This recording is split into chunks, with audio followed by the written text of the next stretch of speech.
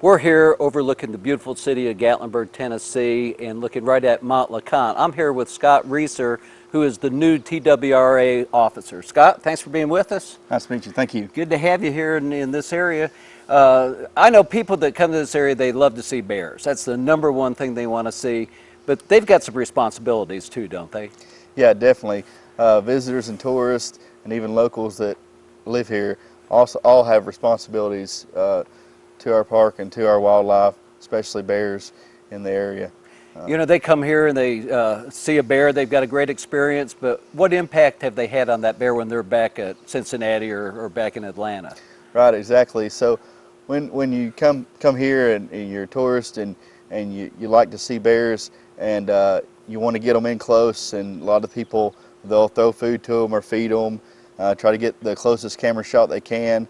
And what they don't realize is when they go back home after that bear's been fed and they've got their memories back at home, what they don't realize is what's going on back here with that bear. That impacts that bear for life, and it turns that bear into really a nuisance bear, because it's coming back and it's expecting food from everybody that they see. Really, they come up and they want to get fed. Sure. And so that's something we have to deal with here, and it affects that bear negatively. It affects everybody around here negatively, and especially the bears. What constitutes a nuisance bear? Like, what point does somebody have to call you guys and say, I've got this bear and it's affecting our life, or whatever? When you got a bear that's not displaying natural behavior, not coming too close, using bold and assertive behavior, getting to dumpsters, getting to trash cans, coming too close to people, like I say, expecting that food from that person that bear's been fed. Of course, any aggressive bears entering cabins, entering vehicles, damaging property, things like this are what we consider nuisance bears that we have to either remove from the population or remove and take to another area. Like, how far do you have to take them away so they don't come back? Generally, you want to take them 40 air miles away at a minimum, just so they won't walk back. Bears are notorious for having an internal GPS, and they will come back to the same area they're from every time. So it's best to be able to, like, see the bears, enjoy the bears, but don't feed them, or don't let them get too comfortable around humans. Exactly. That's what we want to see. We want you to be able to get those photos. We want you to be able to get those memories.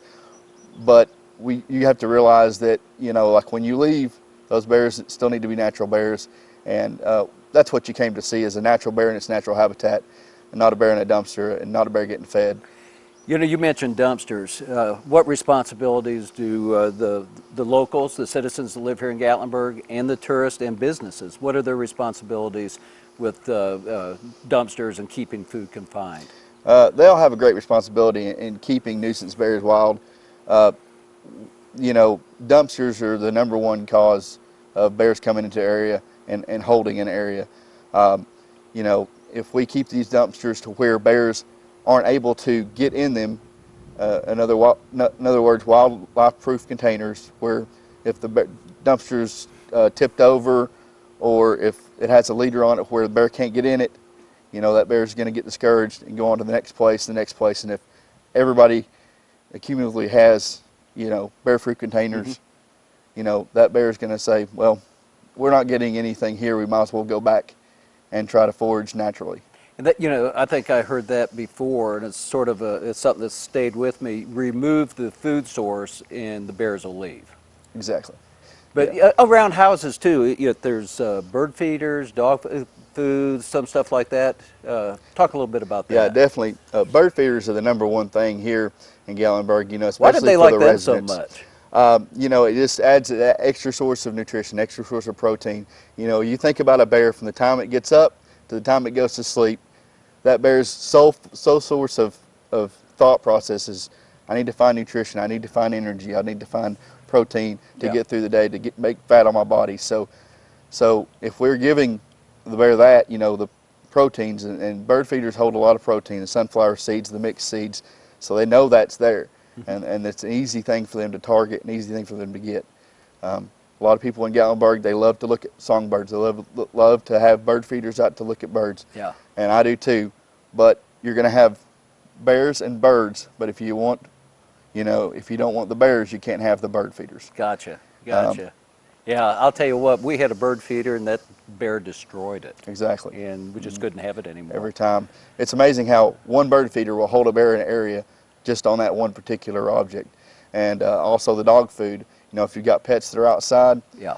you can feed them outside, but make sure all that food is taken in. You can't leave food overnight on the porch or on the deck or anything like that, because dog food is also a great protein source for the bears, and they'll come in just for that. Sometimes you'll even see people actually trying to feed a bear. Isn't that the most dangerous thing in the world that Definitely, you do? definitely. It's dangerous for the person. It's dangerous for the bear.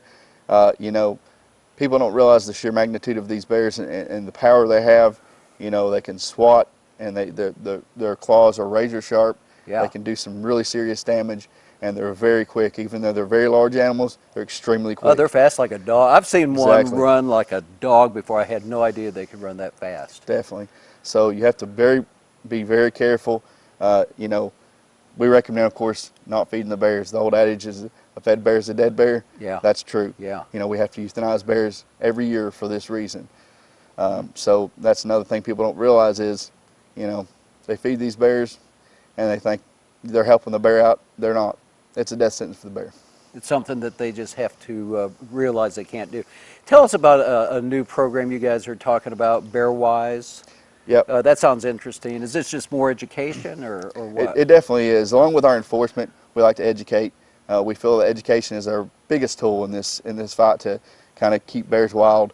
And what it is BearWise, and it's a education incentive that our agency has come up with, and we're springing it on Tennessee, hopefully going nationwide with it. And it's basically education incentive for not only school-age kids, K through 12th grade, but also civic groups, law enforcement groups, just general public groups will be able to, utilize this program and learn from it. Okay, we're here at one of the local businesses that has bear-proof containers, and they've done a good job of enclosing their container. Also, they've got signage up, watch for the bears. That's good. Thing, and one thing they've done here especially is put a latch here on the outside. It's going to take a bear quite a while to figure out how to do that motion right there. The biggest challenge is keeping people to do that. Guests in the facility and everything, keeping them being able to do that. Maybe some signage to latch back the latch after you close the door would be a good idea here. If we look in here at some of these dumpsters, a popular design in Gatlinburg is to have these steel leaders. These are cheap. You can pick these up at just about any hardware store. A lot of people call them dog leaders. And what the mission is here is to attach the dumpster to the lid so the lid doesn't fly up freely, because this is very lightweight and can be very easily manipulated by a bear. The challenging part is getting the guests and business owners and maintenance crew to latch this back. And it's as simple as that on each side to latch them back. One thing I've found in Gatlinburg especially, a lot of these systems are 3-door systems, and we'll be missing the middle one. So we have these latched, but right in the middle we can lift it up. So you want to make sure on your compactors and your trash systems that you have each door that flies open latched, or weld this middle one. Another thing that is troubling, is hard to keep up with, is maintenance issues. These latches about once a year need to be replaced, because these will rust, the spring action on them will break, and there will be no good, especially down here in this area. When they rust, a bear can just with his paw catch this and rip the whole thing out, and then you have an open dumpster. Okay, here's a common issue we see in the city. Generally, as you can see, the lid's wide open, and this happens when people are quick to action throwing trash away, forget to close the lid, or thinking they're going to come right back out, and throw another bag of trash away, and they'll close it later and never gets closed. And you can just kind of drive down the street sometimes and see this, and this is a huge attractant to bears, obviously, because it's just wide open for them. We got to remember to make sure and have the lids closed. And with this trash system especially, all you have to do is close that lid, because then this locking system uses gravity and it automatically locks that lid for you. And that's the biggest thing on trash systems, is having something where you don't have to go back and latch, or it's automatic. Once they open it up, close it, and they're done, and they don't have to worry about it. The biggest issue with these we see is maintenance, yearly maintenance again with these. You have to make sure your clasps are well oiled and in good shape, not bent. I believe this one here, when you lift it up, it's bent and it doesn't provide a good latch. You just have to make sure these are well maintained every year. Okay, this is something that shows you just how powerful these bears are and how strong they are. It's obvious that this was attached here at one point and locked, but bear was able to just kind of bend this whole piece of angle up.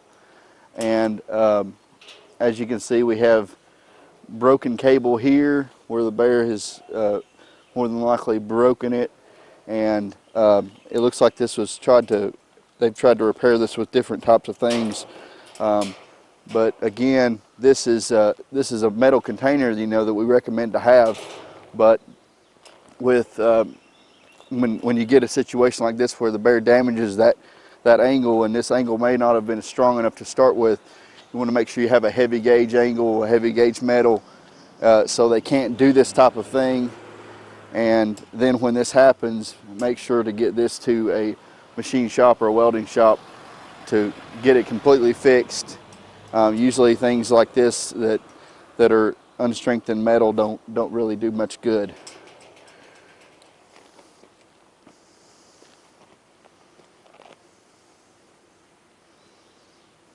Here we have a container that is obviously a wooden container.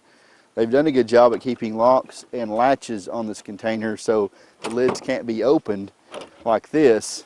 However, as you can tell, the strength of this is not something that a bear couldn't tear into very easily if it wanted to. You can see where bears have already been clawing at this, and this is something that however, it's legal to have this type of container and legal to use this trash system in Gatlinburg. We urge people to get away from the wood containers and go back to metal containers, something stronger, angle iron, galvanized metal, something that this wood and screw, this is nothing for a bear to tear into and get through if it really so desired to. Okay, this is an example of a trash system that's been well maintained. It's got the suggested galvanized metal on there, and the grating, the thick angle, and a good thick heavy-duty latch that is easy to operate for a guest. And it's obvious that it just goes back in there. You don't even really need any signs on here to tell you that this is where that belongs. And one latch for both sides. Lift it right up, and you can hear how heavy-duty metal that is, and just a heavy-duty leader back into it. And you can tell there's been no really bear activity around here on this container because it's so well done. A bear looks at this and tries to lift this and not able to, and they're going to forget that and go on to the next place that might have a lesser system. Here's an example of a trash container, especially for business owners, can utilize this in their business on the sidewalks and things. It's obviously heavy duty, made of iron, and it's got a very good locking system that you can actually lock with a key. Sometimes bears will actually figure out how to open these, so you have to make sure you do lock them. But your trash can goes right in there. As you can tell, it's really heavy duty, and also it's got the pull-down door, convenient for guests and public to use. Trash slides right in and opens up, and and there's no way for a bear to get in here because it's attached here, and it's so heavy that you know, it's not going to be easily turned over. And even if it is, the trash system can come out because of the flat bore system, and those work really well for business owners. Okay, these trash systems here, this can in particular is called the toter.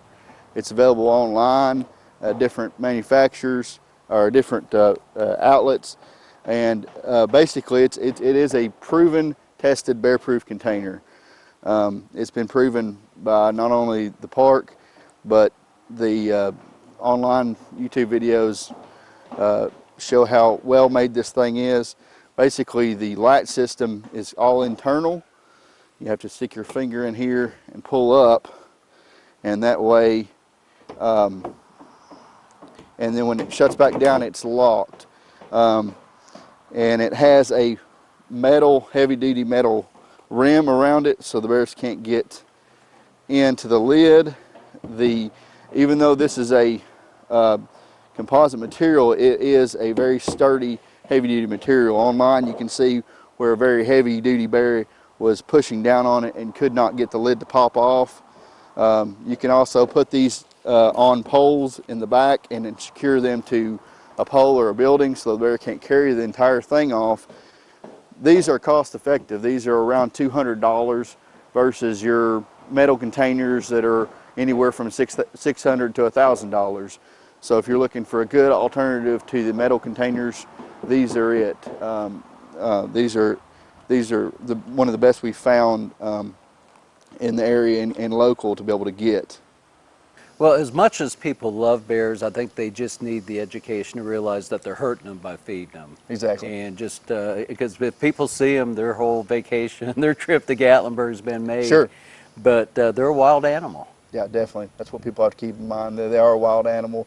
We don't have domestic bears, and some of the bears around here kind of act like domestic bears because their whole life have been treated like that.